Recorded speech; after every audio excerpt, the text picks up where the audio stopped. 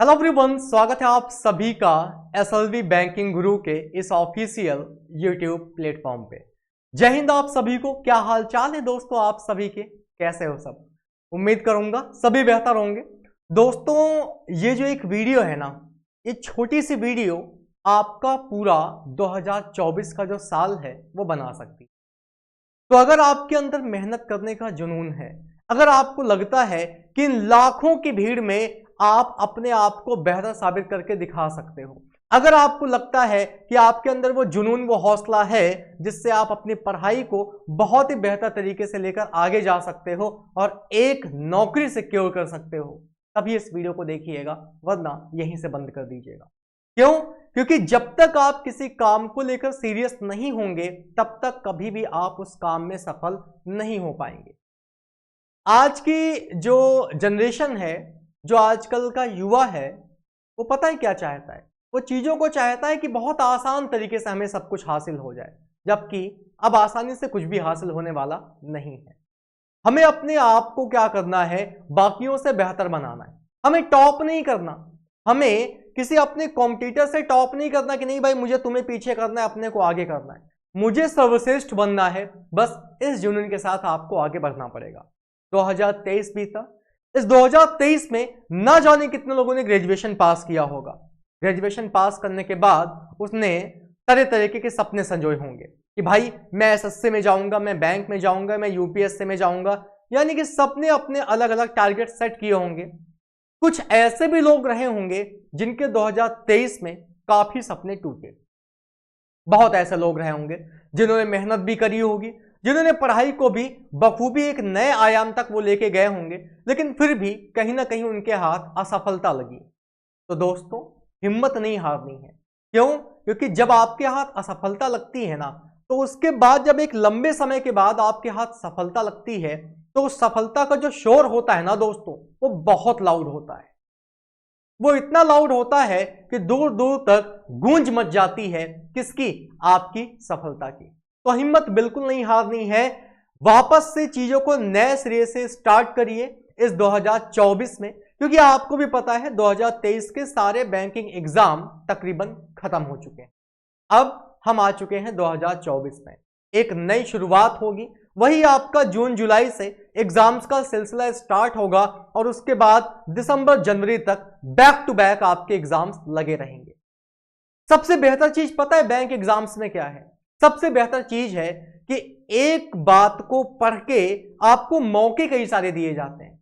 SSC CGL का exam साल भर में एक बार होगा, बट बैंक, अरे आरआरबी क्लर्क हाथ से गया, आरआरबी पीओ है ना, चलो वो भी हाथ से गया तो एसबीआई क्लर्क है, वो भी हाथ से गया एसबीआई पीओ है, अरे वो भी हाथ से गया आईबीपीएस क्लर्क है, चलो माना वो भी हाथ से गया आईबीपीएस पीओ है, वो भी चला गया, आरबीआई असिस्टेंट है, वो भी चला गया, तो कमी तुम में है। बैठ के अपनी उन कमियों को ढूंढने की जरूरत है कि आखिर मेरी गलती क्या थी, कौन सा वो मेरा वीक पॉइंट है जो बार बार मुझे हर एक एग्जाम में फेलियर का मुंह दिखा रहा है। जरूरत इस चीज की है। तो आज के सेशन में दोस्तों हम बात करने वाले हैं कि इस 2024 में आप अपनी इस तैयारी को एक नए आयाम पे कैसे लेके जा सकते हो। ये वीडियो जो बिगनर्स हैं उनके लिए तो बहुत ही ज्यादा इंपॉर्टेंट है। बिगनर्स इन द सेंस जिन्होंने ताजा ग्रेजुएशन पास किया है या फिर आने वाले मार्च और अप्रैल के महीने में वो ग्रेजुएशन पास होने वाले हैं, उनके लिए बहुत ज्यादा इंपॉर्टेंट है। क्योंकि अगर आपको बैंक का बी तक नहीं पता तो वो इसी वीडियो को देख के आपको पता चल जाएगा। जो रिपीटर्स हैं उनके लिए भी ये वीडियो इंपॉर्टेंट है कि आप अपनी तैयारी में किन स्टेजेस पे गलतियां कर रहे हो। उन सारी गलतियों को मैं आपको बताऊंगा कि आप गलती कहां कहां करते हो, मिस्टेक्स आपकी क्या क्या हैं। इन्हीं सारी गलतियों को इस 2024 में सुधारना है और एक जोश के साथ, उत्साह के साथ हमें इस 2024 में ज्यादा नहीं, बस किसी एक बैंक में एक सीट को सिक्योर कर लेना है। जब एक बच्चा ग्रेजुएशन पास करता है ना, वैसे तो आजकल क्या है, आजकल के बच्चे बहुत एडवांस हो गए हैं। 12th के बाद ही वो क्या करते हैं, वो अपना जो भी गोल है वो सेट करके उसके बारे में रिसर्च करना स्टार्ट कर देते हैं। लेकिन मैं ये मान के चलता हूं कि आप अपनी तैयारी में अभी बिल्कुल जीरो हो। आज तक आपने ये देखा ही नहीं कि बैंक एग्जाम्स होते क्या हैं, क्या होता है इसमें, क्या सिलेबस है, कैसे एग्जाम होता है, मैं ये मान के चलता हूं तुम्हें A to Z इसके बारे में कुछ नहीं पता। तो अगर कुछ नहीं पता, उसी के लिए तो कौन होता है, गुरु होता है, जो आपको सही मार्गदर्शन दिखाए, जो आपको गाइड करे, आपको वो बेहतर चीजें समझाए कि भाई ये रास्ता चूज करना है, ये रास्ता गलत है। क्योंकि रास्ता सही होना बहुत इंपॉर्टेंट है। मेहनत करो बट मेहनत सही डायरेक्शन में करो, दोनों चीजों में फर्क है। मेहनत तो यार एक रिक्शा वाला भी बहुत करता है, सुबह से शाम तक बहुत मेहनत करता है।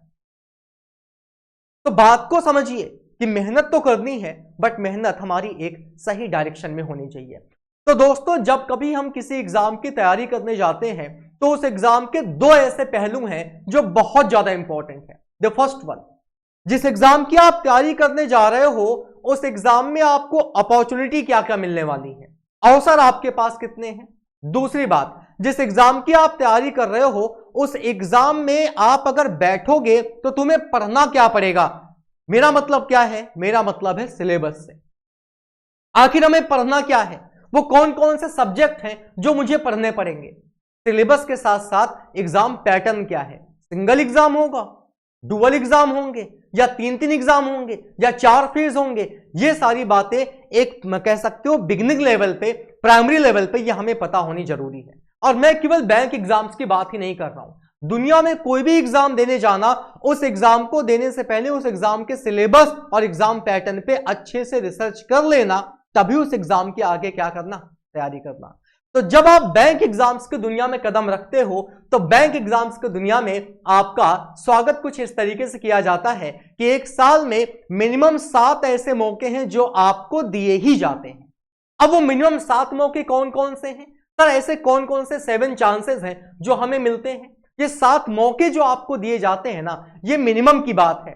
इसके अलावा भी 2-3 मौके एक्स्ट्रा हैं जो आपको ओवरऑल कहीं ना कहीं से मिल ही जाते हैं। अब ये 7 मौके अगर मैं बात करूं तो दोस्तों, मैं जिन 7 मौकों की बात कर रहा हूं वो 7 मौके आपके ये रहे आपके स्क्रीन पे। आपको आपकी स्क्रीन पे क्या दिख रहा होगा, एक तरफ मैंने SBI क्लर्क लिख रखा है, एक तरफ मैंने SBI PO लिख रखा है। तो ये जो SBI क्लर्क मैंने लिख रखा है, 2 मौके तो आपको ये मिलते हैं, SBI क्लर्क और SBI PO के। ये 2 एग्जाम हैं जो आपको हर एक साल देने को मिलेंगे। 2 एग्जाम तो ये हो गए। इसके बाद दोस्तों IBPS PO, IBPS clerk 2 exam आपको ये देखने को मिलेंगे, 4 एग्जाम हो गए। उसके बाद IBPS RRB clerk, IBPS RRB PO 2 exam ये हो गए। कितने हो गए दोस्तों, 6 एग्जाम हो गए। इसके अलावा RBI असिस्टेंट 1 एग्जाम आपका ये हो गया। ये मिनिमम वो 7 एग्जाम है जो आपके पर ईयर आपको देने हैं, पर ईयर ये एग्जाम आपको देने ही देने हैं। अगर मैं वैकेंसीज की बात करूं ना तो अप्रॉक्स में 40,000 से 45,000 वैकेंसीज आपको इन सारे एग्जाम्स में मिला के देखने को मिलती हैं। अब आप मुझे कोई एक सिंगल एग्जाम बता दो, कोई एक सिंगल एग्जाम अपने इस इंडिया का, पूरे इंडिया का कोई एक सिंगल एग्जाम बता दो, मैं टीचिंग वैकेंसीज को छोड़ के बात कर रहा हूं, जहां पे आपको बल्क में ऑफिसर लेवल की इतनी वैकेंसीज मिल जाए। बात ऑफिसर लेवल की है दोस्त, 40 से 45,000 वैकेंसी इन सारी बैंक्स में मिला के ये आपको हर एक साल मौका देती हैं कि भाई साहब पढ़िए, अपनी मेहनत जो आपने की है वो हमें दिखाइए और हमें दिखा के इसमें किसी न किसी एक एग्जाम में अपनी एक सीट सिक्योर करिए, नौकरी ले जाइए, नौकरी ले जाइए। तो ये वो 7 मौके मिनिमम हैं जो आपको हर एक साल मिलने ही मिलने हैं। सर ये मिनिमम आप क्यों कर रहे हो, इसके अलावा भी कुछ है क्या? बिल्कुल है। LIC की AA की वैकेंसी आ गई, असिस्टेंट ऑडिटर ऑफिसर की। कल को मान लो LIC में असिस्टेंट की पोस्ट आ गई, NICL की वैकेंसी आ गई, हाँ UIIC की वैकेंसी आई पड़ी है। इंश्योरेंस सेक्टर में अगर वैकेंसीज आ गई आपकी तो वो यहां मैंने काउंट नहीं किया है, ये मैंने केवल बैंकिंग सेक्टर की बात की है। अभी इंश्योरेंस सेक्टर आपका बचा हुआ है। RBI में ग्रेड B की जॉब, नाबार्ड की वैकेंसी आती है, सिडबी की वैकेंसी आती है, बट ये वैकेंसीज रेगुलर नहीं है, ये वैकेंसीज रेगुलर नहीं है, 1-2 साल के गैप में आती रहती हैं। इसीलिए मैं बार बार इस बात का जिक्र कर रहा हूं कि मिनिमम इतने एग्जाम तो आपको देने को ही मिलेंगे।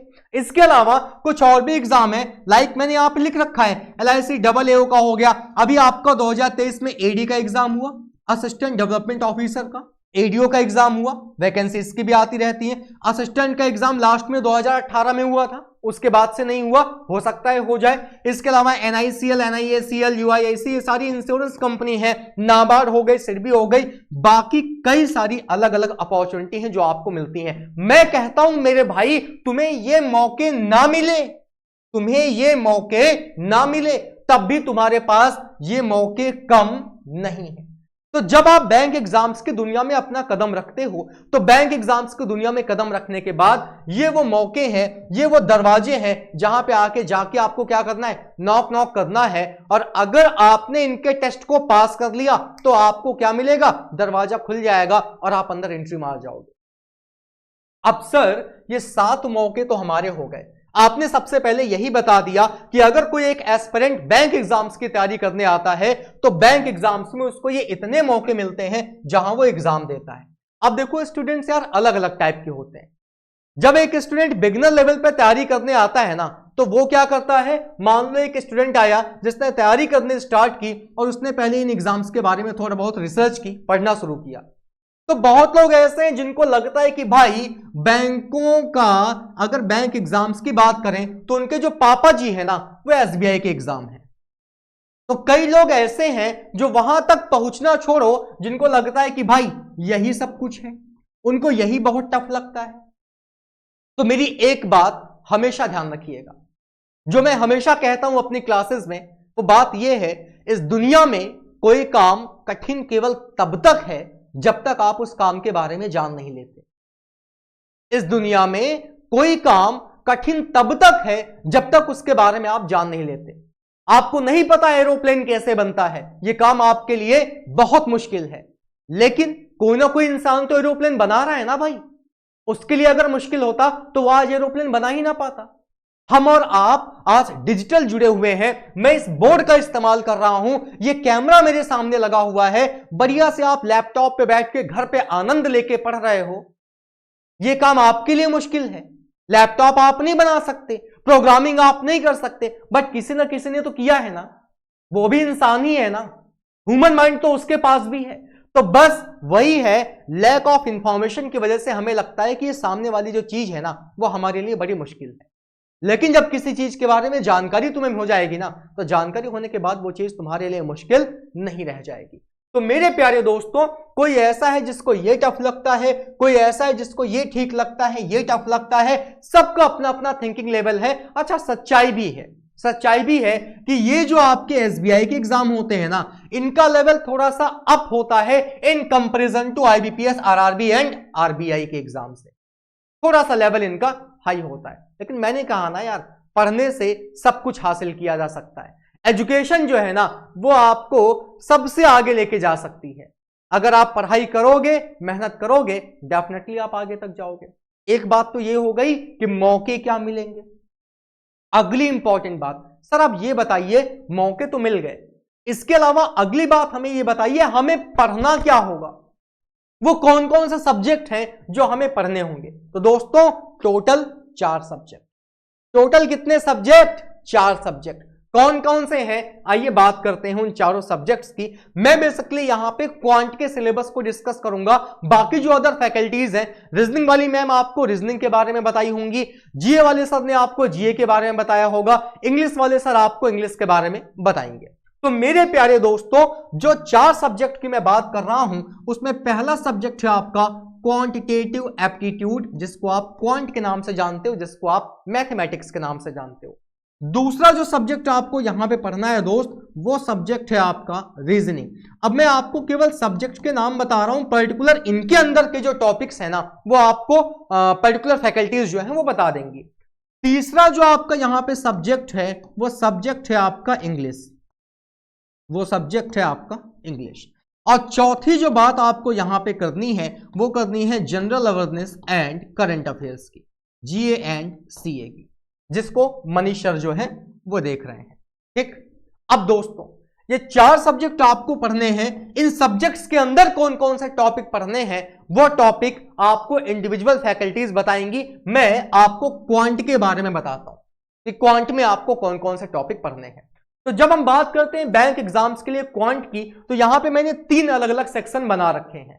पहला सेक्शन जो है वो मैंने बना रखा है स्पीड मैथ का। आखिर सर इसका नाम स्पीड मैथ क्यों है?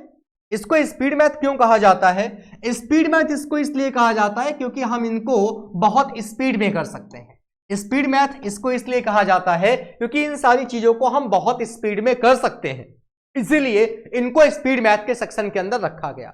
कौन कौन से टॉपिक हैं स्पीड मैथ के अंदर? सिंप्लीफिकेशन, जिसको आप कहते हो सरलीकरण, अप्रोक्सीमेशन, जहां पे आपका सिंप्लीफिकेशन का ही कॉन्सेप्ट इस्तेमाल होगा, बॉडमॉस का रूल ही इस्तेमाल होगा, बट आपको अप्रोक्स में वैल्यू बतानी होगी, लगभग में वैल्यू बतानी होगी, एग्जैक्ट वैल्यू नहीं बतानी होगी।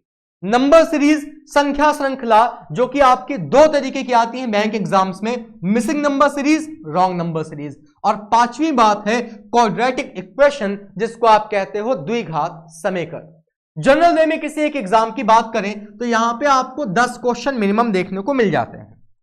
बहुत रेयरली ऐसा होता है कि किसी एग्जाम में 5 क्वेश्चन ही आए, बट नहीं तो 10 नंबर 10 मार्क्स आपको यहां से मिल जाते हैं। मैं 10 मार्क्स की क्या, मैं 10 क्वेश्चंस की बात करता हूं। 10 क्वेश्चन आपको यहां से देखने को मिल जाते हैं, 10 क्वेश्चन यहां से मिल जाते हैं।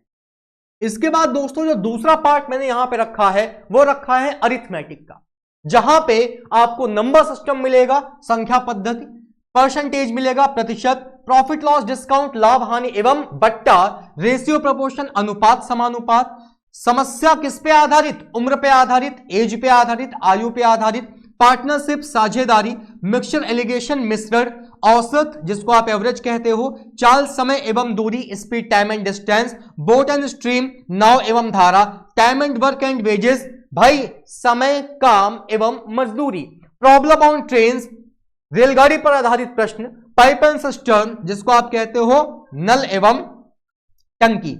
इसके बाद आप यहां चलिए, सिंपल एंड कंपाउंड इंटरेस्ट, साधारण और चक्रवृद्धि ब्याज, data sufficiency, quantitative comparison, probability, प्रायिकता, परम्यूटेशन कॉम्बिनेशन और मेंसुरेशन। ये सारी चीजें अरिथमेटिक में आती हैं और मेरे दोस्तों 10 मार्क्स यहां से भी आपके पक्के हैं। मैं वापस से मार्क्स की बात नहीं करूंगा, मैं वापस से बात करूंगा 10 से 15, 10 क्वेश्चन ही ले लो, ठीक है। देखो 2-4 ऊपर नीचे हुआ करते हैं, ठीक। 10 क्वेश्चन आपके यहां से पक्का। अब होता क्या है, या तो डीआई जो आती है, डेटा इंटरप्रिटेशन, जैसे यहां पे आपको टैबुलेशन देखने को मिलेगी, सारणी जिसको आप कहते हो, pie chart, bar graph, line graph, caselet, ये प्रीलिम्स की है। बाकी इसके अलावा डीआई में कई सारे अलग अलग चार्ट हैं, कई सारे अलग अलग चार्ट हैं, तो वो जब आप मेंस लेवल तक पहुंचोगे तो वहां आपको देखने को मिलेगा। अब दोस्तों डीआई में क्या होता है, अगर मान लो कि 15 क्वेश्चन आ गए डीआई से, 10 आ गए अरिथमेटिक से, 10 आ गए स्पीड मैथ से, 35 क्वेश्चन एग्जामिनर ने बना दिए, तो कभी ऐसा होता है कि यहां से 10 क्वेश्चन दे देगा, 5 उधर बढ़ा देगा, तो 10 से 15 क्वेश्चन आपको यहां से भी देखने को मिलते हैं, 10 से 15 क्वेश्चन। अब ऐसा नहीं है कि मैंने लिख दिया भाई 10 तो 10 ही आएंगे, आने को 15 भी आ सकते हैं, 2 4 5 ऊपर नीचे हो जाता है। ये आपका प्रॉपर क्वांट का सिलेबस है जो आपको कवर करना होता है। किस लेवल पे? बिगनर लेवल पे। स्क्रीनशॉट अगर लेना चाहते हो डेफिनेटली आप ले सकते हो। ये प्रॉपर क्वांट का सिलेबस है जो अगर आप एक बिगनर हो तो आपको ये सारी चीजें पढ़नी पड़ेंगी। ठीक है सर, हम पढ़ लेंगे, हम मेहनत करेंगे, हम जान लगा देंगे, एकदम तपा देंगे अपने आप को, बढ़िया से मेहनत करेंगे, हम पढ़ेंगे। ठीक है भाई, आपने ये क्वांट का सिलेबस देख लिया। रीजनिंग वाली मैम ने रीजनिंग का सिलेबस बताया होगा, जीए वाले सर ने जीए का बता दिया होगा, और इंग्लिश वाले सर जो है वो आपको इंग्लिश का बता देंगे। अब सर ये बताइए एग्जाम पैटर्न क्या होता है, हमें तो नहीं पता कि कैसे क्या एग्जाम होते हैं। तो दोस्तों हर एक एग्जाम का अलग अलग पैटर्न है। आइए वन बाय वन सबके बारे में मैं आपको बताता हूं। एक और इंपॉर्टेंट बात, अगर आप ये सोचते हो कि ये जो आपका क्वांट है, इस क्वांट को बिना पढ़े आप सिलेक्शन ले लोगे, तो ये आपकी बहुत बड़ी गलतफहमी है, ये आपकी बहुत बड़ी गलतफहमी है। बिना पढ़े क्वांट में सिलेक्शन, मतलब क्वांट को बिना पढ़े बैंक में सिलेक्शन नहीं हो सकता भाई। इसका वेटेज दिखाऊं क्या तुम्हें? आओ अब बात करते हैं एग्जाम पैटर्न की, टिप्स बाद में।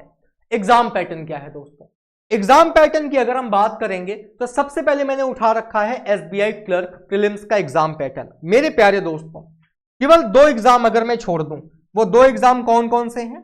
एक एग्जाम है आपका आरआरबी क्लर्क का, रीजनल रूरल बैंक जिसको आप कहते हो ग्रामीण बैंक, आरआरबी क्लर्क और आरआरबी पीओ, अगर इनको छोड़ दिया जाए तो IBPS clerk, IBPS PO, SBI clerk, SBI PO और आरबीआई असिस्टेंट, इनके प्रीलिम्स में सेम सब्जेक्ट आते हैं और सारे सब्जेक्ट में जो क्वेश्चंस का वेटेज है वो भी बराबर होता है।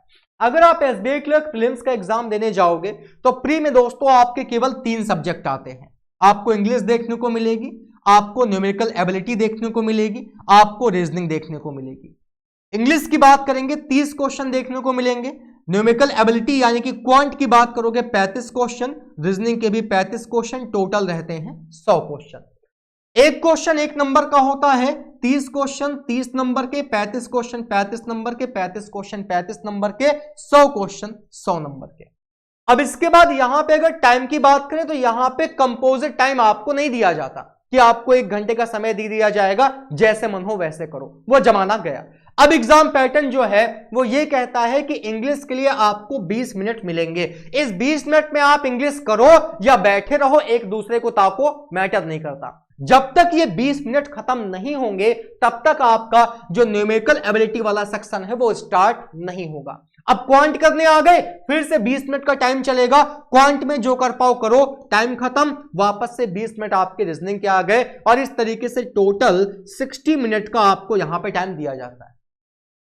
टोटल 1 घंटे का टाइम आपको यहां पे दिया जाता है। ये हो गई आपकी प्रीलिम्स की बात। सर निगेटिव मार्किंग होती है क्या? अरे हाँ यार, क्यों नहीं होती। 1/4 की आपकी निगेटिव मार्किंग होती है, इस बात का भी खास ख्याल रखिएगा, 1/4 की निगेटिव मार्किंग है। अब दोस्तों ये हो गई बात किसकी? ये बात हो गई आपके प्रीलिम्स की।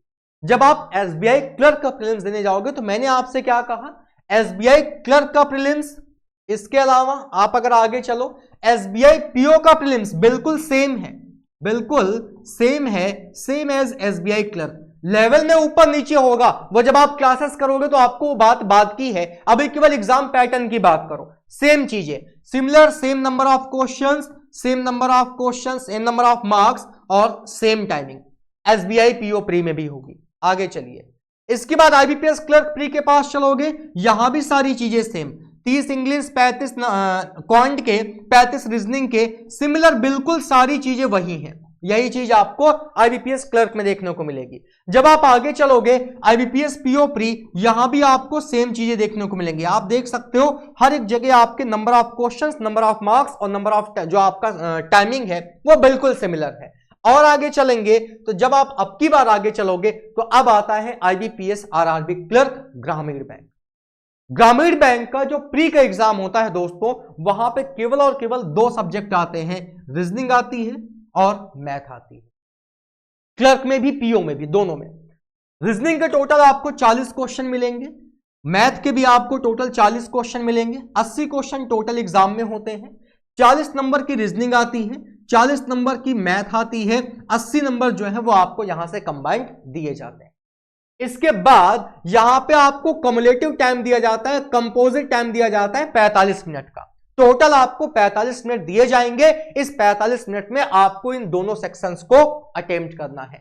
यह पैटर्न है आपके RRB clerk, regional rural bank यानी कि ग्रामीण बैंक के क्लर्कल, और यही सेम पैटर्न जब आप आगे चलोगे तो आरआरबी के पीओ का भी आपको सेम यही पैटर्न देखने को मिलेगा।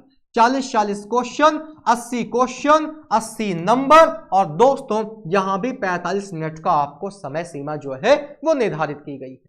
अब ये मैंने सारे प्रीलिम्स एग्जाम की बात की। आरबीआई असिस्टेंट की बात करोगे, आरबीआई असिस्टेंट भी same as SBI clerk, SBI PO, IBPS clerk, IBPS PO के जैसा ही होता है। यहां भी इंग्लिश के 30, न्यूमेरिकल के 35, रीजनिंग 35, सिमिलर 30, 35, 35। टाइम जो है वो आपको 20 मिनट, 20 मिनट और 20 मिनट यानी कि टोटल कितना, 60 मिनट का दिया जाता है। ये भी आपका बिल्कुल सिमिलर होगा।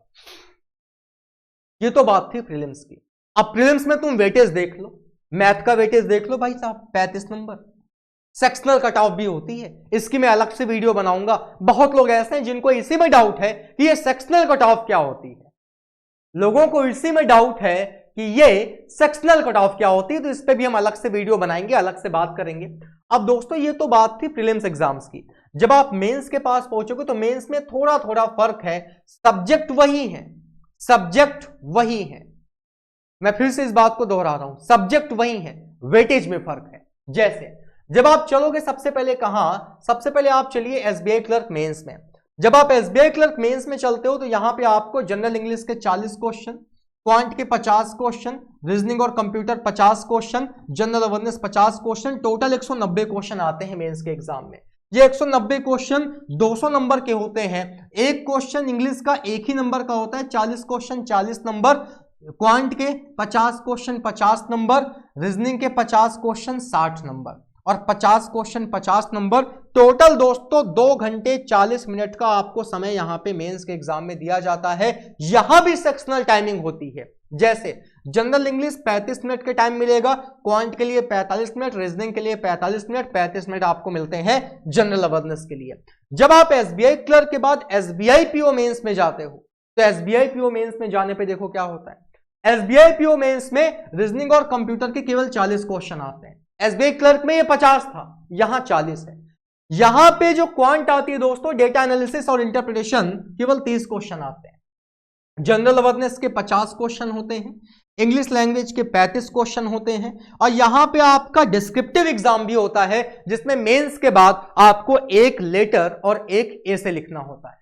इधर आएंगे तो भाई 40 question 50 number, 30 question 50 number, 50 question 60 number, 35 question 40 number, 200 number का टोटल ये पेपर होता है। 155 क्वेश्चन आते हैं। 25 नंबर का आपका डिस्क्रिप्टिव वाला सेक्शन होता है। डिस्क्रिप्टिव के लिए टोटल आपको 30 मिनट का समय दिया जाता है। बाकी ऊपर जो समय सीमा निर्धारित की गई है एसबीआई पीओ मेंस की, वो 3 घंटे की है। इस 3 घंटे में 50 मिनट रीजनिंग के लिए, 45 मिनट मैथ के लिए, 45 मिनट जीए के लिए और 40 मिनट आपको इंग्लिश के लिए प्रोवाइड कराए जाते हैं। यह आपका एसबीआई पीओ मेंस का एग्जाम पैटर्न है। अब जब एसबीआई क्लर्क एसबीआई पीओ पहुंच जाओगे तो आ जाओ आईबीपीएस क्लर्क में। क्लर्क के बाद जब आप मेंस देने आते हो तो यहां देखो बिल्कुल सिमिलर एसबीआई क्लर्क है, बिल्कुल 50 क्वेश्चन रीजनिंग के, 40 क्वेश्चन इंग्लिश के, 50 क्वेश्चन मैथ के, 50 क्वेश्चन जीए के, 190 क्वेश्चन 200 नंबर, 160 मिनट यानी कि 2 घंटे 40 मिनट, 35 मिनट जीए के, 45 मिनट मैथ के, 35 मिनट इंग्लिश के, 45 मिनट रीजनिंग के, 60 नंबर की आपकी रीजनिंग, 40 की अंग्रेजी, 50 की मैथ और 50 की जनरल अवेयरनेस। एक एस्पिरेंट को चाहिए कि उसकी टेबल पे सारे एग्जाम का जो एग्जाम पैटर्न है वो नोट होना चाहिए। प्री होगा, मेंस होगा, इंटरव्यू होगा कि नहीं होगा, प्री होगा, मेंस होगा, डिस्क्रिप्टिव होगा कि नहीं होगा, ये सारी चीजें आपके पास फॉर्मेट में होनी चाहिए कि आपको ये पता तो रहे यार कि जिस एग्जाम के लिए तुम तैयारी कर रहे हो उसके फेजेस कौन कौन से हैं। अभी तो मैं एक कंबाइंड बात कर रहा हूं, बट अभी मैं आपको इंडिविजुअल एग्जाम्स के बारे में भी बताऊंगा। Particular SBI clerk, particular SBI PO, particular IBPS clerk, particular IBPS PO. तो दोस्तों ये आपका आईबीपीएस क्लर्क मेंस है। इसी तरीके से आप आगे चलोगे, ये आपका आईबीपीएस पीओ मेंस है। सब कुछ आपके सामने लिखा है, मुझे आपको पढ़ पढ़ के बताने की जरूरत नहीं है, आप खुद देख सकते हो। स्क्रीनशॉट चाहो तो आप इसका स्क्रीनशॉट भी ले सकते हो, सब कुछ लिखा हुआ है। कितने क्वेश्चन, कितने नंबर, कितनी ड्यूरेशन आपको मिलेगी, लेटर ए से कहां लिखना है, कहां नहीं लिखना है, ये सारी चीजें आपको यहां पे बताई गई हैं। कोई समस्या, कोई परेशानी नहीं होनी चाहिए। आई होप क्लियर होगा सभी को। डन? आपने कहा ठीक है सर, बिल्कुल डन। अब मेरी बात को ध्यान से समझिएगा, ठीक है, ध्यान से मेरी बात को समझिएगा। अभी आपको मैंने आईबीपीएस पीओ मेंस दिखा दिया, लो आरआरबी क्लर्क मेंस देख लो। ये एक ऐसा एग्जाम है, एक क्रॉस क्वेश्चन बनता है, क्या सर बिना इंग्लिश के बैंक में नौकरी पा सकते हैं? से यस। ये वो एग्जाम है जहां आप अगर इंग्लिश नहीं भी लेना चाहते, आप चाहते हो कि मुझे इंग्लिश नहीं पढ़नी है, तो आरआरबी रीजनल रूरल बैंक ये वो सिंगल एग्जाम है जो आपको बिना इंग्लिश के आपको बैंक में बैठा देगा। क्योंकि यहां पे जब आप मेंस का एग्जाम देने पहुंचते हो तो आपको इंग्लिश के साथ साथ ऑप्शनल में हिंदी भी मिलती है। आपको ये सेलेक्ट करना होता है कि आप इंग्लिश का सेक्शन सॉल्व करोगे या हिंदी का सेक्शन, ये आपको चूज करना होगा। ये आपको मतलब वहां पे जब आप एग्जाम देने जाओगे तो वहां पे चूज करना होगा। देखो यहां पे मार्कर नहीं चल रहा है, चलो या आप वहां पे जाओगे तो आपको चूज करना पड़ेगा। सिमिलरली जब आप आरआरबी पीओ का मेंस देने जाओगे तो यहां पे भी सेम चीजें हैं, हिंदी इंग्लिश दोनों आपको मिलेंगे, जिसमें आपका मन हो। आप इंग्लिश देना चाहते हो इंग्लिश दीजिए, आप हिंदी देना चाहते हो आप हिंदी दीजिए। तो ये तो दोस्तों बात थी सिलेबस क्या है, एग्जाम पैटर्न क्या है, इन सारी चीजों पे हम लोगों ने चर्चा कर ली। ये आरबीआई असिस्टेंट के मेंस का एग्जाम है। ये एक इकलौता ऐसा एग्जाम है जहां पे जितने क्वेश्चन उतने ही नंबर, हर एक सेक्शन में कुछ भी ज्यादा कम नंबर नहीं है। 40 क्वेश्चन 40 नंबर, 40 क्वेश्चन 40 नंबर, ऐसे करके ये प्रॉपरली आपका चलता है। यहाँ पे आपका जीके वाला कंप्यूटर का भी सेक्शन जो है वो ऐड किया गया है। मेंस में भी आपके कंप्यूटर है, किसमें? आरआरबी क्लर्क, आरआरबी पीओ में। अब मेरे प्यारे दोस्तों, जो बात बताने जा रहा हूं उसको बड़े ध्यान से समझना। मेन मुद्दा तो ये है सर, तैयारी करने का सही तरीका क्या होना चाहिए। तो तैयारी करने का आपका सही तरीका क्या होगा, इस बात को बहुत ध्यान से समझना। अगर आप एक बिगनर हो, तो एक बिगनर लेवल पे अगर कोई भी स्टूडेंट है, तो सबसे पहले मैंने आपसे क्या कहा, मैंने आपसे कहा सबसे पहले आप अपने सिलेबस पे वर्क करिए। सिलेबस देख लिया, सिलेबस देखने के बाद अब जैसे मैं बात करने जा रहा हूं क्वांट की, आपको क्या करना है, शुरुआती दौर में टॉपिक वाइज, सुनना मेरी बात को बहुत ध्यान से, टॉपिक वाइज 1 बाय 1 करके एक एक चैप्टर को 1 बाय 1 एकदम सीक्वेंस में। ये सीक्वेंस आपको कौन बताएगा? ये सीक्वेंस आपको आपका एजुकेटर बताएगा।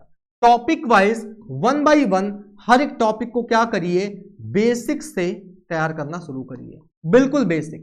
सपोज दैट अगर आप अरिथमेटिक भी लगा रहे हो ना, तो आप इनिशियल स्टेज पे केवल 1 लाइनर को सॉल्व करिए, 1 लाइनर में, क्योंकि आपको क्या करना है, आपको बेसिक्स पे अपनी कमांड रखनी है। जो बेसिक्स है वो आपको अपना इंप्रूव करना है। बेसिक जितने भी कॉन्सेप्ट हैं, जितनी बेसिक बातें हैं, वो आपको सही तरीके से कैप्चर करनी है। तो इनिशियल स्टेज पे आपको क्या करना है, अपने पूरे सिलेबस को टॉपिक वाइज एक सीक्वेंस में बेसिक से कवर करना है। 1 लाइनर मैंने अरिथमेटिक में बता दिया कि भाई अरिथमेटिक है तो 1 लाइनर। इसी तरीके से जैसे मैंने आपको डीआई बताया, तो डीआई में आप सिंगल ग्राफ के क्वेश्चन को पहले करना शुरू करो। डीआई की अगर बात करूंगा तो आप डीआई में सिंगल ग्राफ के क्वेश्चंस को पहले करना शुरू करो। आप अगर इधर आ जाओगे सिंप्लीफिकेशन अप्रॉक्सीमेशन में, तो सिंपल क्वेश्चन पहले करने स्टार्ट करिए। सिंपल क्वेश्चन कहां पे? स्पीड मैथ में। स्पीड मैथ में भी आपको सिंपल क्वेश्चन करता है। कुल मिला के अपने पूरे सिलेबस को एक प्रॉपर सीक्वेंस में टॉपिक वाइज पहले तो खत्म करिए। अब खत्म ही नहीं करना है, होता क्या है, मान लो आपने स्पीड मैथ वाला सेक्शन उठाया, स्पीड मैथ वाला सेक्शन आपने उठाया। इस स्पीड मैथ वाले सेक्शन में आपका जो एजुकेटर है, ध्यान से मेरी बात को सुनना, आपके एजुकेटर ने आपको सारी चीजें पढ़ा दी। आपके एजुकेटर ने आपको बता दिया कि हाँ भाई ये होता है सिंप्लीफिकेशन में ये तुम्हारे वैदिक मैथ के कॉन्सेप्ट हैं, ये यूनिट डिजिट से लगा लेना, ये लास्ट के 2 डिजिट लगा लेना, ये आप डायरेक्टली डिजिटल सम से लगा लेना, इसको ऐसे कर लेना, इसको वैसे कर लेना, इसमें बॉडमॉस लगा लेना। जितने तरीके हैं, टीचर आपको क्या करेगा, टीचर तो आपको सिखा देगा ना। अब ये आपकी रिस्पॉन्सिबिलिटी बनती है कि अगर आपने इसको पढ़ लिया है, तुरंत जाइए और कम से कम 200 से 300 क्वेश्चंस की प्रैक्टिस कर डालो। 200 से 300 क्वेश्चंस की, कहां पे? इसी सिंप्लीफिकेशन की। ये क्वेश्चन कहां मिलेंगे? मुझसे पढ़ोगे, मैं प्रोवाइड कराऊंगा कंटेंट, आपको कंटेंट मैं प्रोवाइड कराऊंगा, पढ़ो भी, कंटेंट भी लो, स्पीड टेस्ट भी मैं प्रोवाइड कराऊंगा। कहीं नहीं जाना तुम्हें, सब कुछ यहां मिलेगा, क्लास भी, कंटेंट भी, क्विज भी, स्पीड टेस्ट, सब कुछ आपको इसी प्लेटफॉर्म पे मिलेगा। अब दोस्तों आपने क्या किया, सिंप्लीफिकेशन पढ़ा, लगा डालो उसके 200-300 क्वेश्चन। आपने क्या किया, आपने कल को नंबर सीरीज पढ़ा, आपके एजुकेटर ने आपको पढ़ा दिया नंबर सीरीज, तो तुम्हारी सबसे बड़ी दिक्कत पता क्या है, तुमने तो पढ़ लिया, अरे बस आ गया, हमें सब आ गया। अरे भैया टीचर पढ़ा रहा है, उसके बाद इसकी भी क्या करो, उठा लो 200-300 क्वेश्चन की पीडीएफ और क्या करो, इसको सॉल्व कर डालो। यानी कि हर एक टॉपिक अगर आप पढ़ रहे हो, तो इस टॉपिक को पढ़ने के बाद अगर आपने उसकी प्रॉपर प्रैक्टिस नहीं की, तो आपकी पूरी की पूरी पढ़ाई धरी की धरी रह जाएगी। पहले दिन चलो मेरे साथ कार सीखने, तुम्हें मैं बता दूं सारे सिस्टम, कैसे गियर लगता है, कब क्लच लेना है, कब ब्रेक लेना है, कब एक्सीलरेटर लेना, स्टीयरिंग कैसे काटनी है, सब बता दूं। उसके बाद तुमसे कह दूं सीख गए तुम, ना करवाऊं तुम्हें अभ्यास, चलाना सीख पाओगे? नहीं सीख पाओगे। पढ़ना सब कोई चाहता है, प्रैक्टिस किसी को नहीं करनी। पढ़ना सब चाहते हैं, प्रैक्टिस किसी को नहीं करनी। लोगों को क्या मजा आ रहा है? केवल क्लास करने में। दिन भर ऑनलाइन बैठे हैं, 10 घंटे केवल उसी यूट्यूब पे या किसी न किसी ऐप पे बिता रहे हैं। भाई साहब, पढ़ने का तरीका ये नहीं है कि किसी की वीडियो देखना ही दिन भर आपका पढ़ने का सोल्यूशन है। कल को मैं 5 घंटे दिन में पढ़ाऊंगा तो क्या तुम मेरी 5 घंटे ही क्लास पढ़ने आओगे? ऐसा करना भी मत। उतनी क्लास करो जितनी तुम्हें जरूरत हो, बाकी खुद को टाइम दो। खुद को टाइम दो, बैठ के क्वेश्चंस को खुद से सॉल्व करो। यह हैबिट अगर है आपके अंदर तब तो आपको सफलता मिलेगी, वरना फिर ऑनलाइन क्लास करते करते ऑनलाइन ही सब कुछ रह जाएगा, फिर कुछ ना होने वाला। तो इसलिए अगर कोई टीचर आपको कुछ करा रहा है तो उस टीचर के उस टॉपिक को पढ़ाने के बाद उसकी प्रैक्टिस करने की रिस्पॉन्सिबिलिटी आपकी है। अपने आप को 100% किसी टीचर के भरोसे मत छोड़ो कि हमने तो सर आपको अपने आप को आपको सौंप दिया, अब आप हमारा कल्याण करो। टीचर से एक कदम आगे चलने की कोशिश करो। टीचर से एक कदम आगे चलने की कोशिश करो। आपको पता है वो आज ये पढ़ाने आ रहा है, उसके बारे में पहले से थोड़े बहुत इंफॉर्मेशन कलेक्ट करके रखो अपने पास। उसका बेनिफिट क्या मिलेगा? जब वो टीचर आपको वो टॉपिक पढ़ाएगा ना तो आपके माइंड में बहुत सही तरीके से वो सारी बातें जाके फीड होंगी, बहुत सही तरीके से। मजा आएगा आपको एक एक मतलब एक एक बात, एक एक टॉपिक को समझने में। अगली बात दोस्तों, यहां से आपको टीचर पढ़ा रहा है, आप इसकी प्रॉपर प्रैक्टिस कर रहे हो। अब ये स्पीड मैथ वाला सिंप्लीफिकेशन, नंबर सीरीज, क्वाड्रेटिक, ये एक ऐसा सेक्शन है जिसके बारे में मैं तुम्हें बता दूं कि अगर वाकई में तुमको बैंक में अपनी जगह सिक्योर करनी है तो स्पीड मैथ को पढ़ने के बाद इसकी क्लासेस करना बंद कर देना। क्या करना? डेली डेली कितने? 25 क्वेश्चन। 25 क्वेश्चन टारगेट बना लो। टारगेट बना लो। क्या बना लो? 5 simplification, 5 approximation, 5 wrong number, 5 missing number और 5 क्वाड्रेटिक। ये 25 क्वेश्चन करके ही सोना है, बिना इनको करे सोना ही नहीं है। सर कोई फायदा मिलेगा? बहुत बड़ा। क्या फायदा मिलेगा? तुम्हारी कैलकुलेशन स्पीड जो है ना वो सुपीरियर लेवल पे पहुंच जाएगी। और ये फायदा तुम्हें देगा कहां? ये फायदा तुम्हें देगा अरिथमेटिक और डीआई के क्वेश्चंस को सॉल्व करने में। वहां जब कैलकुलेशन आएगा ना तो घंटों सोचोगे नहीं। यही जो तुम्हारी स्पीड है, ये स्पीड तुम्हारी वहां तुम्हारी हेल्प करेगी क्वेश्चन को क्या करने में? टाइम को कम करने में। सर हमें टाइम बहुत लगता है, हमें सर अरिथमेटिक का क्वेश्चन करने में टाइम बहुत लगता है। अरे कभी तुमने सोचा है कि जो अरिथमेटिक के क्वेश्चन पे जहां तुमने देखा कि लिखा है 188 गुणे 225, है रख लिया सर पे हाथ, क्या करें? अब तुम सर पे हाथ रखे बैठे हो और तुम्हारा पड़ोसी फटाक से मल्टीप्लाई करके आंसर लगा के आगे बढ़ गया, तो टाइम तुम्हें क्यों लग रहा है? तुम्हें लैंग्वेज रीडिंग नहीं आती, तुम्हें कैलकुलेट करना नहीं आता, यही तो तुम्हारा टाइम खा रही है, और कुछ टाइम थोड़ी खा रही है। दूसरी बात, जब स्पीड मैथ पे वर्क कर लोगे तो मैंने बताया ना कि ये स्पीड मैथ वाला जो वर्क है ये जाके कहां हेल्प करेगा?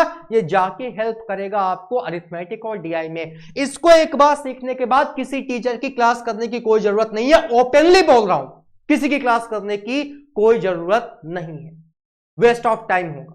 जब तुमने इसके तौर तरीके सीख रखे हैं, जब तुम्हें पता है कि यहां पे क्या कॉन्सेप्ट अप्लाई करना है, क्या मेथड होते हैं, क्या तरीके होते हैं, सेल्फ प्रैक्टिस नहीं करनी किसी की क्लास। कोई लाख गुना अच्छा पढ़ा रहा हो, हम क्यों करें तुम्हारी क्लास यार? वेस्ट ऑफ टाइम है। लेकिन तब तक क्लासेस करते रहना जब तक आप सारी चीजें सीख नहीं जाते। जब सारी चीजें सीख जाओगे तो उसके बाद ऑटोमेटिकली इसकी क्लास करना बंद और इसकी सेल्फ प्रैक्टिस स्टार्ट करनी हो। ये तो बात थी स्पीड मैथ की। अरिथमेटिक, अरिथमेटिक में दोस्तों आपकी जो सबसे बड़ी कमजोरी है, उस कमजोरी की केवल और केवल एक वजह है, सबसे बड़ी वजह। 2 कमियां अरिथमेटिक में सबसे ज्यादा देखने को मिली हैं, जिसमें से सबसे पहली कमी जो है, जब मैं अरिथमेटिक की बात करूंगा, अरिथमेटिक की, यहां भी आपने क्या करना है, यहां पे आपको कंबाइंड प्रैक्टिस नहीं करनी है। आप बिगनर हो, आपके एजुकेटर ने आपको परसेंटेज पढ़ा दिया, आपके एजुकेटर ने आपको परसेंटेज पढ़ा दिया, ठीक है भाई, पढ़ लिया परसेंटेज। अब आपकी रिस्पॉन्सिबिलिटी बनती है कि परसेंटेज का पीडीएफ उठा लो, इसके क्वेश्चंस को क्या करो, इसके क्वेश्चंस को सॉल्व करो। यह आपकी जिम्मेदारी है। पढ़ लिया आपने टीचर से, अब पता लगे टीचर परसेंटेज पढ़ा रहा है, तुम जाके टाइम एंड वर्क पे दिमाग लगा रहे हो। फिर आके उसकी क्लास में कहते हो सर वो टाइम एंड वर्क वाला एक क्वेश्चन था, बताएंगे क्या?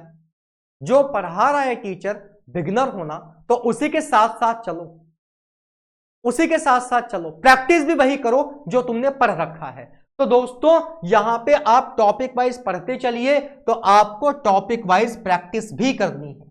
आपने परसेंटेज पढ़ लिया, और ये टॉपिक वाइज प्रैक्टिस आपको कब तक करनी है? जब तक कि आपका 70% सिलेबस अरिथमेटिक का नहीं खत्म हो जाता। जब आप एक बार पूरी अरिथमेटिक को कंप्लीट कर लोगे, तो कंप्लीट करने के बाद एक एस्पिरेंट की जो प्रैक्टिस है वो दो तरीके से होती है। कैसे? आप क्या करोगे, कभी कभी टॉपिक वाइज प्रैक्टिस करोगे कि चलो यार आज टॉपिक वाइज प्रैक्टिस कर लेते हैं, वरना जब आप एक बार पूरा सिलेबस कंप्लीट कर लेते हो ना, तो आपके लिए ज्यादा बेनिफिशियल क्या रहता है? ज्यादा बेनिफिशियल रहता है मिक्स्ड प्रैक्टिस। यानी कि एक ऐसा आपको पेपर मिल जाए, एक ऐसी पीडीएफ आपको मिल जाए जहां मिक्स्ड फॉर्मेट में क्वेश्चन हो, सारे टॉपिक के, प्रॉफिट लॉस भी है, परसेंटेज भी है, मिक्सचर भी है, एसआईसीआई भी है, एसटीडी भी है, सब कुछ मिक्सिंग फॉर्म में है। इसका बेनिफिट क्या मिलेगा सर? इसका बेनिफिट ये मिलेगा कि तुम्हारे सारे के सारे जो कॉन्सेप्ट हैं वो रिवाइज होते रहेंगे।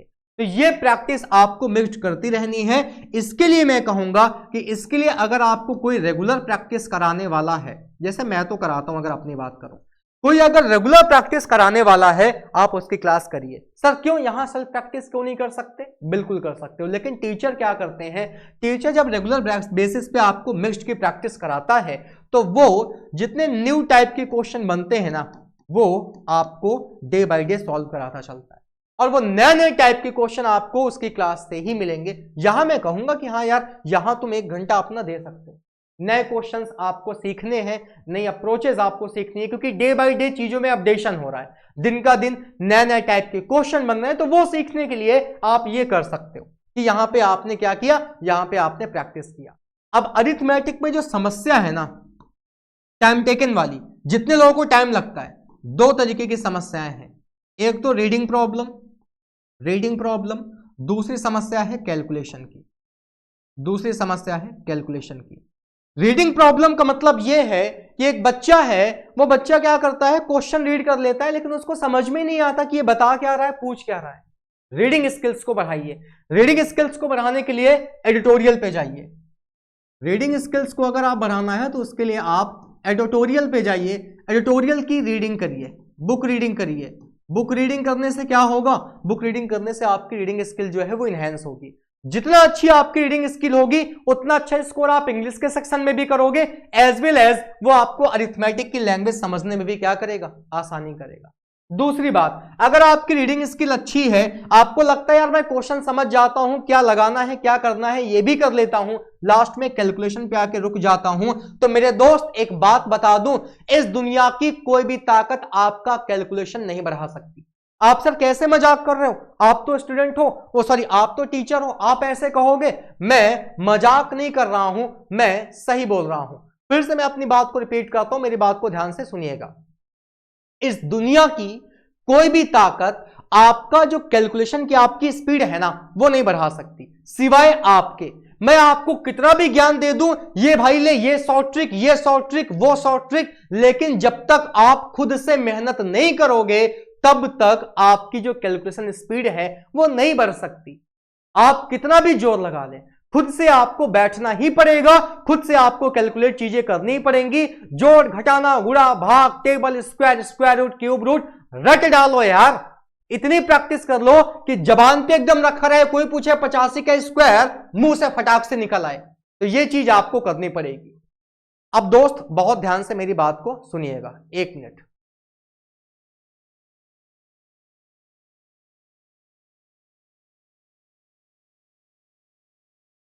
एक मिनट का समय दीजिएगा, ठीक है?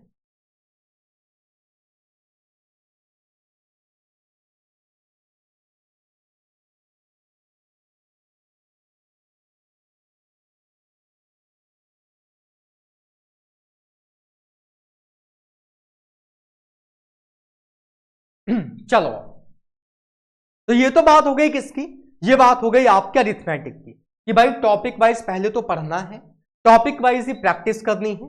एक बार जब इंटायर सिलेबस आपका खत्म हो जाए तो उस इंटायर सिलेबस को खत्म करके हमें क्या करना है, हमें मिक्स्ड क्वेश्चन की प्रैक्टिस करनी है। अपने एजुकेटर की हेल्प से हमें क्या करना है, अपने एजुकेटर की हेल्प से हमें रेगुलर बेसिस पे नए नए टाइप के क्वेश्चंस की अप्रोचेस सीखनी है।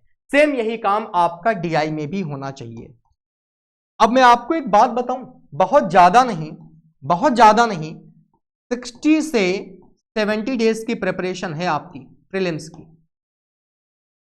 अगर सही तरीके से आप अपने आप को प्रिपेयर करोगे तो 60 से 70 डेज में आपके प्रीलिम्स का इंटायर सिलेबस जो है वो खत्म हो जाता है, जिसको आप फाउंडेशन कहते हो, ये खत्म हो जाता है। और इतने टाइम में अगर आपने खत्म कर लिया तो इसके बाद आपको ये काम दोबारा नहीं करना है। फिर तो आपको क्या करना है, केवल और केवल एक काम, and that is practice. Practice practice practice and more practice. ये अगर तुमने कर ली तो कोई दिक्कत नहीं होने वाली।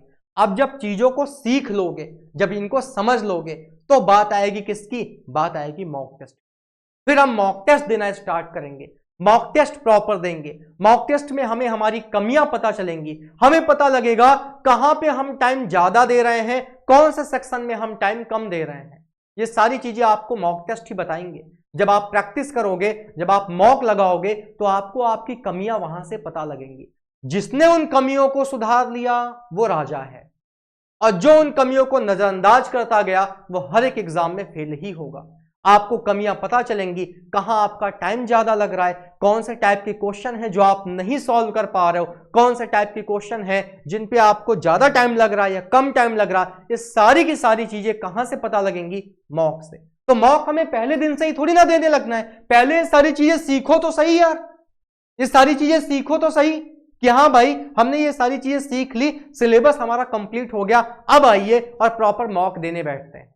फिर आप सेक्शनल मॉक दीजिए या फुल लेंथ दीजिए, जैसा मन करे वैसा दीजिए। देखो एक ही वीडियो के अंदर ना ये सारी बातें करना संभव नहीं है, बीच बीच में आपको ऐसी 1000 वीडियो मिलती रहेंगी जो आप देखते नहीं हो, मुझे पता है। आज मैंने केवल बात की कि आपको फाउंडेशन कवर कैसे करना है, चीजें कैसे लेके चलनी है साथ में। अभी मैं अगली बात करूंगा कि मॉक टेस्ट कैसे देना है। तो एक ही वीडियो को बहुत ज्यादा लंबा करने का कोई मतलब नहीं है, छोटी छोटी वीडियो आपको बीच बीच में ऐसे मैं डिलीवर करता रहूंगा कि भाई आपको मॉक कैसे देने हैं, ये सेक्शनल कट ऑफ क्या होती है। तो ऐसे बहुत सारे वीडियोस हैं जो मैं आपको बीच बीच में देता रहूंगा, डिलीवर करता रहूंगा। अब दोस्तों मैं आपको करने क्या वाला हूं, आप जब अभी मुझसे क्लास करोगे तो आपको मैं क्लासेस में डेली बेसिस पे मैं स्टार्ट कर रहा हूं एक फाउंडेशन बैच। और दोस्तों ये फ्री फाउंडेशन बैच है, ये फ्री फाउंडेशन बैच है, इस बैच का कोई पैसा नहीं है। ये फ्री फाउंडेशन क्लास जो है ये खासकर जो बिगनर्स हैं उनके लिए रामबाण साबित होगी। फ्री फाउंडेशन क्लास है, इस क्लास में जो इंटायर सिलेबस जो मैंने आपको बताया 1 by 1 उन सब को मैं क्या करूंगा, डिस्कस कराऊंगा। ये क्लास आपको इसे YouTube चैनल पे डेली रात में 9 बजे देखने को मिलेगी, 9 PM पे डेली ये क्लास आपको देखने को मिलेगी। और ये फ्री फाउंडेशन क्लास केवल मैं ही नहीं दे रहा हूं, इंग्लिश, जीए, रीजनिंग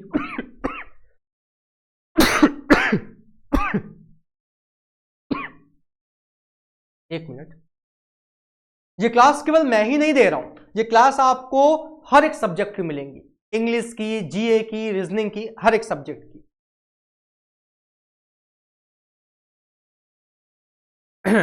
सबकी अलग अलग टाइमिंग है, क्लासेस लगी हुई हैं। एक बार मैं शेड्यूल आपको बता देता हूं।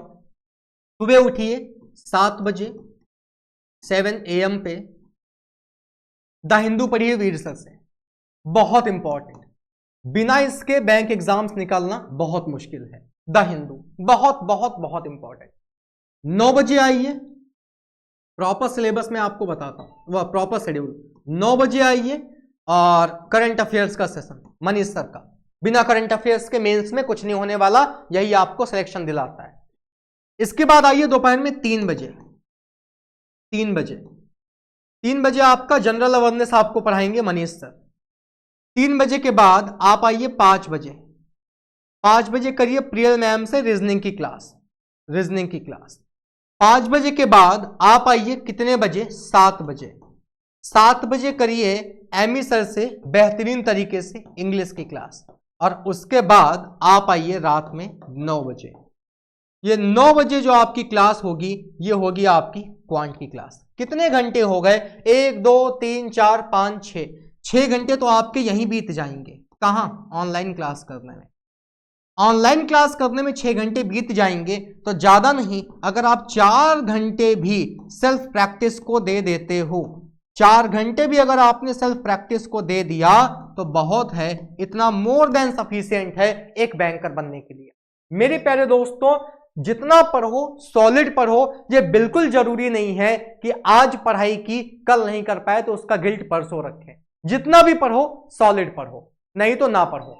ठीक? तो आराम से पढ़िए, बेहतरीन तरीके से पढ़िए। कोई डेली का टारगेट नहीं सेट है कि नहीं यार आज मुझे 15 घंटे ही पढ़ना है। आज पढ़ पाए 15 घंटे तो ठीक है, कल नहीं पढ़ पाए तो 7 ही घंटे ठीक है।